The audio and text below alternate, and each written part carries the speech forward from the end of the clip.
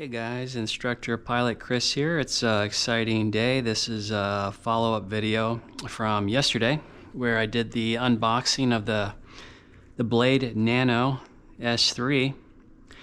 So today's video I will try to bind my old Spektrum transmitter, my DX8 that I used primarily on my airplanes. Try to bind that transmitter to this helicopter. And something I've never done before. I fly a lot of airplanes, and years ago I had a real flight simulator which was very helpful in flying helicopters, specifically with muscle memory on how to use the tail rotor and such. So I do know how to fly a helicopter, but I've never set one up. This is going to be my first time, so there's a little bit of a learning curve. I usually don't need a manual, but I did look at page 7, at least, in the manual here for the Nano S3 to try to figure out maybe some nuances or how perhaps this might be different from my typical bind and fly airplanes that I buy. So not only that, another follow-up from yesterday. So I did say that I bought the charger along with the helicopter and the battery. This was pretty intuitive. They just plug in. And then if you have, some kind of a connector like this for USB, like an iPhone perhaps, that's what I used. It's super easy to connect everything. And then the instructions are actually right here on the charger. And so when the light goes out, when you first plug it in, if it needs to be charged, the light will blink. But when it's fully charged, the light will turn off. And then you just unplug it and you're all done. So this must have had a partial charge. It only took about 10 minutes, but then again, this is a very small pack, so maybe it didn't need that long to charge anyway. But like I said, today we're going to try to bind this. So hopefully this works out well. Here in North Texas, we do have bad weather forecast most of the week. It is that time of year, and that is part of the reason why I purchased this, to do some indoor flying so that when it's crazy weather outside, or at least too severe to fly outside, I can go ahead and still fly indoors. So we're going to give this a shot and see how it works. So I did actually go into my computer settings, and I did add a new model, and it just defaulted the name, but within your settings you probably have something that says acro or something similar. And so I'll show you what I've already done, where you just pick one, select the model, yes, and then model type. That's something I've never had to change. As I said, flying airplanes, it's kind of a default setting. I didn't really spend much time previously, but in this case, if you do go to model type, you have the option for helicopter. So that's the first time I've ever clicked that. And then it defaults to heli name, or you have the ability to actually go in here and change this to Blade Nano or whatever. I will caution you, these things are so easy to set up. It's important that you do a proper pre-flight. Just like in the real world, having a Cessna pilot jump into a Cirrus or some other aircraft, you might know how to fly, but the aircraft are different, right? And so same thing with setups. You want to make sure that you carefully get the correct name that's applicable to what you're trying to actually fly for the day. And then on top of that, you always want to check the control directions, that those controls align with your expectations for what it is. And that's even defaulting to like trim settings. So you always want to make sure that it all makes sense. That's just a word of caution. All right, so let's just say that you had set up like I did, and you have a model selected that is helicopter, right? Perfect. So we're going to turn that off. Now, as far as I could make sense, these instructions are pretty basic. I'm hoping that that's an indication that this is pretty straightforward. They have two sets of instructions because they sell the ready-to-fly version, which comes with its own transmitter. That frankly looks a little bit simpler, but this appears to have more capabilities with a computer radio. So we're actually a bind and fly, meaning that this is all that came in the package I ordered. I already had the transmitter that I use for my airplanes. So I'm hoping that it's the same ecosystem. It's all Spektrum. I'm hoping that they all talk to each other, kind of like Apple products or Android. This should all be able to speak to each other. And anyways, there's 8 steps here, so we will follow the steps. So disconnect the flight battery from the helicopter. Well, that's this. Power off the transmitter and move all switches to 0.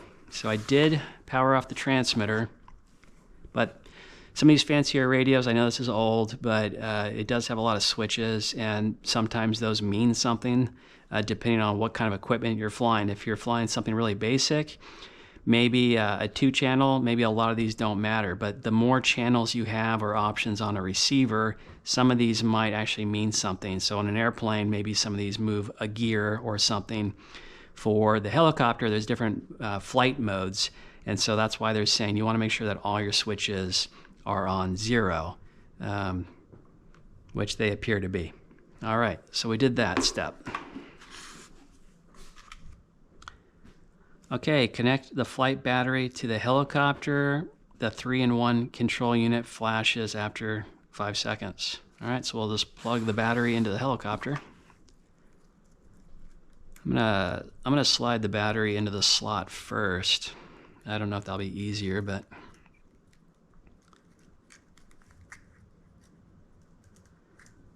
and it is a tight friction fit. I'm going to assume that when the battery's flush with this, that's the proper CG. I can guarantee that this is CG sensitive with how lightweight it is, and I'm hoping that they were smart enough to make this dummy proof. So let's just assume that that's where the CG actually needs to go, that it's flush. And now we're simply going to connect your power cord. All right, I got some lights flashing, which is what the instructions said to expect. And I got a blue light. It looks like a blue flashing light. It doesn't specify what the colors mean. I don't have anything. It just says LED will flash. It's flashing. Okay, now in step 4, push the bind switch button while powering on the transmitter. All right, so this might be different on your newer radio, but on this radio, they're all pretty similar in functionality. You just need to know where your switch is. So mine says trainer and bind button. That's what mine is. Yours actually might be a toggle switch. And let me reread what I'm supposed to do with that. We're going to push the bind switch while powering on the transmitter. A good practice, I always make sure your throttle's down, always. So that is down, and we're going to hold the bind button, and let's power it on. Okay, it says heli binding.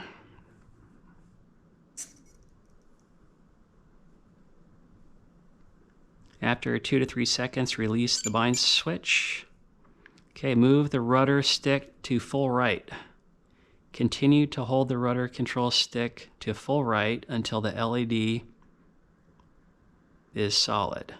Okay, it looks solid to me.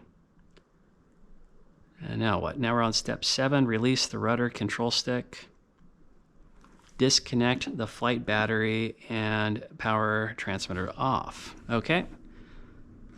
Well, let's see if that was it. Okay, now the helicopter is disconnected. I'm going to power off the transmitter. And there's a notice here. The throttle will not arm if the transmitter's throttle control is not put at the lowest position and the stunt mode switch is not in the 0 position. So that kind of probably references what I said. It's always a good practice to make sure your throttle's 0, especially if you have like a pylon racer or some high RPM something, specifically electric. You don't want to cut yourself, but always make sure that's down. And then it's talking about the 0 position. So I have not learned about the 3 modes, but I think this is a highly capable unit. I'm not entirely sure. Like I said, I bought this because it looked awesome, but it might be able to do some basic aerobatics or potentially inverted flight. We'll find out. But I think that's what has to do with the different modes, and I'm going to assume that it's probably these. But regardless, there is a notice, and it says make sure you're on the 0 position. I don't know specifically which one. I assume it's going to be this mode here that controls everything.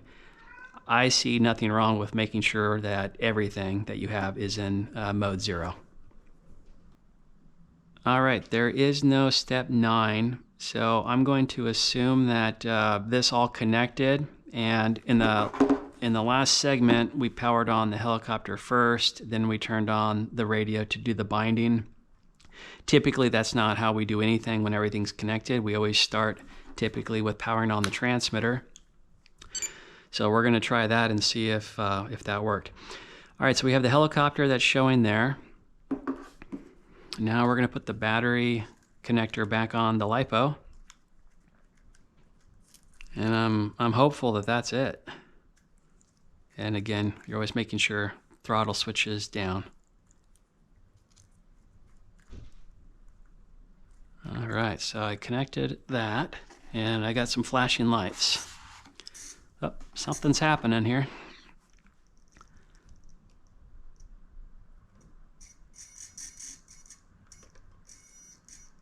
Huh.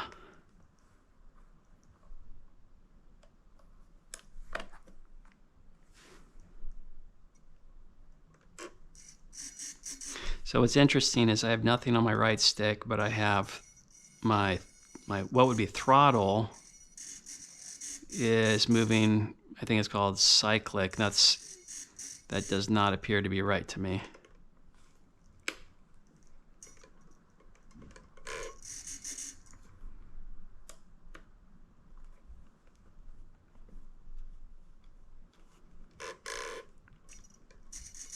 So it is connected, it just doesn't appear to have the right setting.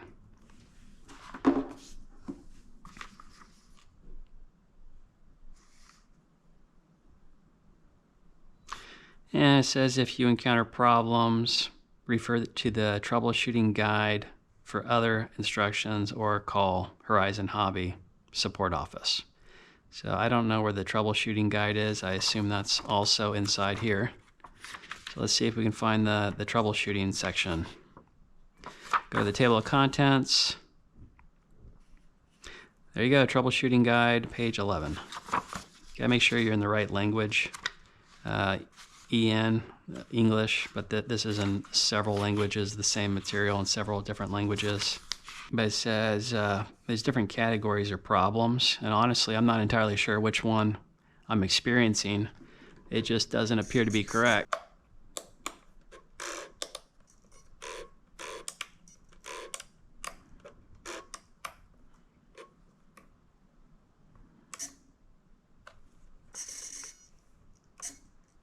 All right, so, you know, this is probably a good example. I'm a lot more comfortable and knowledgeable with airplanes, and so I have a better understanding of when I move sticks on an airplane, I know what's supposed to happen to control surfaces. I am not as knowledgeable on the functionality on the helicopter. I have a general idea of what it's supposed to do. What I really have no idea is why I have no control here, but after testing all my switches, for some reason my flap switch appears to give me the control that I was hoping for over here. So, I mean, that's a good thing. I can't tell you why. This manual obviously is not going to tell me either. So this is something you might encounter if you buy a new piece of equipment. This is 2026. This bad boy here, this might have been 2012 perhaps. I've had it for a long time. It's been a good radio. I've had no need to buy a new one. I have gone through a couple battery packs, but this is a problem you might have if you're not buying everything all together or on modern ecosystems. You know, one problem you might have is, how do I get this to do what I want it to? Because this manual is for the helicopter, not for your transmitter. So you know, ask a friend's always a good idea. Always get a mentor if that's an option. We can talk about that on another video on why and how to get a mentor. But I'll say this appeared to work, I think. So we'll look at the controls here in a second, but you know, alternatively, I might still have the manual for this. That wouldn't be a bad idea either, right? To learn on how to, this is a computer. So learning on what do these switches mean. I'm kind of curious. I don't know if number 2 does anything. Okay, all right, so that's not necessarily a good thing. We'll just leave that where it's at. I don't know why the throttle moved on 2. Okay, so, all right, so what I see now is I have control on my right joystick and my left joystick. I'm going to, and this appears to do stuff. I'm going to see if this mode does anything. Maybe I'm mistaken. Maybe these mean nothing on this model. Let me take a peek.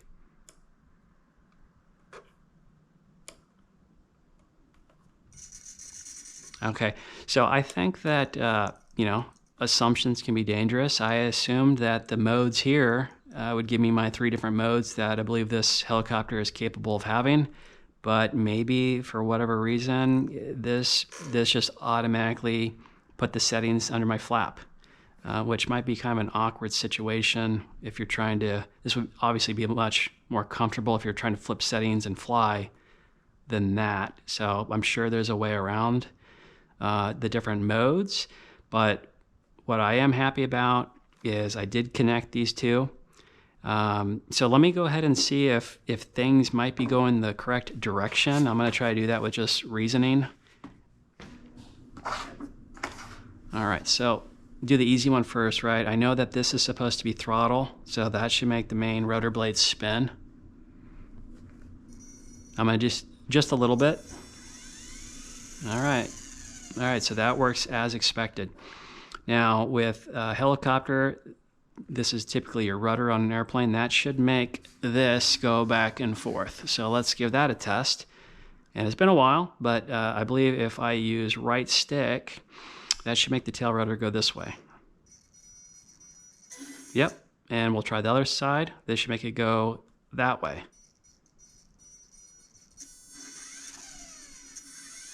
Okay. That was interesting.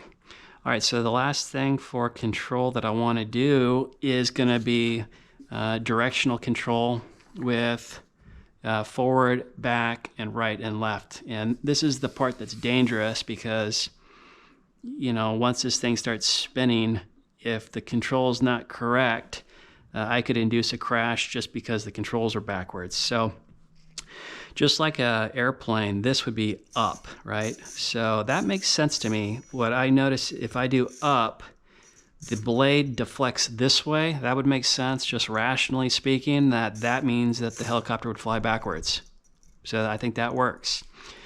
We're gonna try the opposite. This would be down on an RC airplane. And the same thing, you see that the main rotors go forward. So again, if I'm assuming that's like a fan, that should make the helicopter go forward, so that makes sense. Now we're gonna try right and left. So right,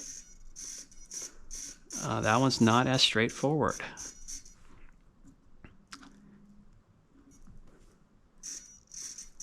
Okay, interesting, when I do the right and left, it does do something, but I'm not sure that I can reason on if it's correct or not on the direction that it's moving. Oh, there we go. All right, so right, left. So if I go right, it's showing right and left, left. I'm not 100%, but I will power up slowly and I'll try to back up if this goes wrong. But I guess I'm gonna just try to get off the ground here and hover. I don't want to break this thing. I'm going to try to, I do have a plan here. I have carpet, and if this thing gets out of control on me, I'm going to cut the power. I think it'd be better if I'm going to hit something to not have high RPM on the blade assembly. That's probably where things would break. So I'm just trying to use my judgment on what could go wrong and have a plan. You should always do that in aviation, have a plan. So this is my plan. I'm going to gradually increase the power and maybe just try to to start just a couple inches off the surface here to see if I can have some control. Now I imagine that there's going to be lift from the wash, the rotor wash, so that might be a little bit more difficult or turbulent to fly low to the surface versus higher where the downwash wouldn't impact the control. But I'd rather do that than go too high and then have this thing get out of control and hit a wall or fall on the ground and break, especially being that this is the first flight. All right, so here we go. I'm a little excited. This is pretty cool. My first helicopter that I've bound, and get that thing straight there. All right, now we're serious. Here we go.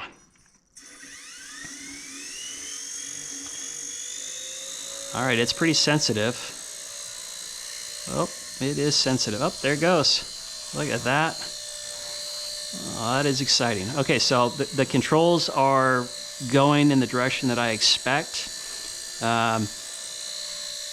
You know, I think it's easy for me to over control. It's very sensitive, but like right now, hands off, and it's really not that bad. So I'd say that it's easy for you to over control this thing, but it's pretty stable. I'm just using a little bit of left tail rotor. Oh, okay, that was a little bit difficult to fly there. And I don't know if this thing has a stabilizer on it. I know a lot of these do. The airplanes will have automatic stabilizers. I don't know if this is on or if this is just inherently stable the way it is. But this is pretty cool. This is pretty neat, guys. Look at that. It's been a while since I've flown the real flight, but it's all starting to come back. I just want to be really careful and not get overconfident and whack the wall with this thing. This is a big step for me. I do plan to do some research, and I plan to learn about the different modes that are available to me. I probably should have done that before doing this, but I was just excited to get this thing flying. It's really, really stable.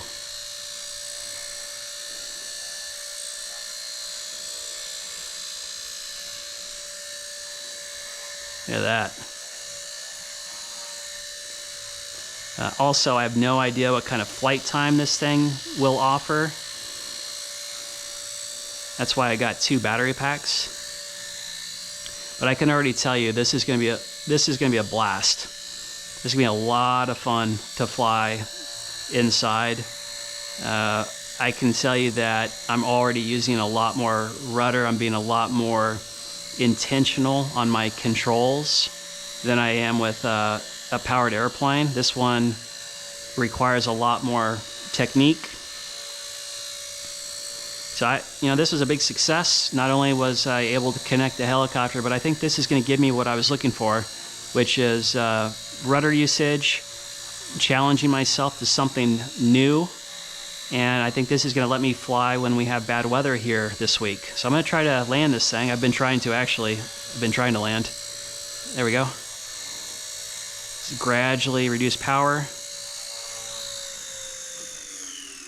How cool is that?